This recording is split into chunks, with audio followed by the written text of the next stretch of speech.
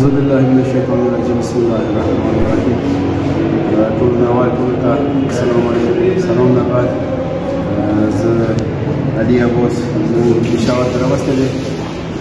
کومه ویډیو ولا سید نجیب صاحب شیر کړې وه سید نجیب صاحب په ډېره شکریه ولاده وکړو هغوی په مدد سره علي ابوس شکر دی اپریشن هغه ته راورسېدلو اوس سره کومو خلکو مهیر حضراتو کومو مدد کړی هغوی شکریه ادا کوو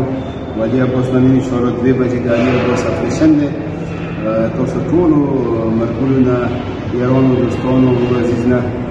سوشل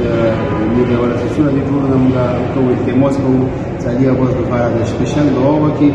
او موږ هغوی خلکو شکریه ادا کوو چې کومو خلکو موږ سره مدد کړی دی آیا هغه کوم شکل کې دی نه دی که دعا شکل کې دی که د پیسې شکل کې دی کوم شکل کې موږ سره خلکو مدد کړی دی هغوی ټولو شکریه ادا کوو بالخصوص نجیب حسین کوم ټیم دی هغوی ټولو نجیب حسین شکریه موږ ډېر ادا کوو موږ بیا ټولو ته خلکو ته هم دایي مهیا حضرات ته چې نجیب حسین ورسره د تاسو مرسته کوو چې هغه داسې د غریب خلکو د لاچارو خلکو مدد کوي او مریضانو ته مطلب دی چې ریلیف یې کوي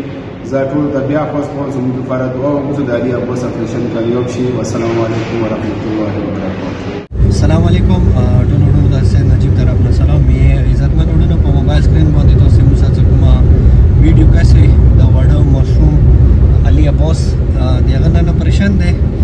دا یو شارټ باندې کې پیغام ټولو وروڼو ته ورکوم چې څومره مثال هغه پراچینور کې دي پراچینور نه بهار دي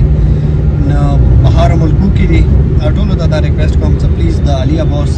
دغه اپریشن لپاره تاسو هر ورور هر هغه دعا وکړئ چې خدای تعالی سموم د هغه اپریشن کامیابی سره وکړي خدای دغه ته شفا ورکړي نه بس نن اپریشن دی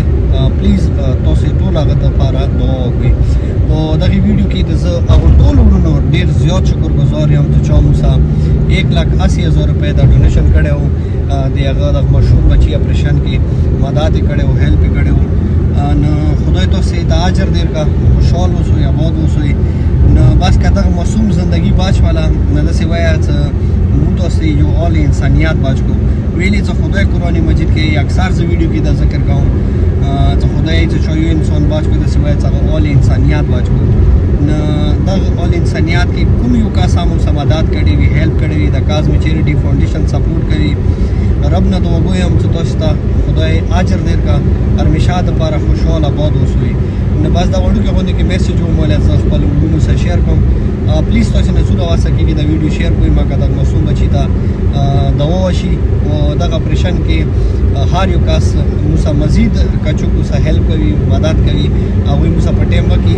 ځکه مثال د اپریشن نه بعد چې دوی کوم ایکسپینسیو وي کومه خرچه وي کومه آنه جانه وي ماکه هغه یې د کاظمي چیریټي فاونډیشن دغه معصوم بچي سره وشي مدد وشي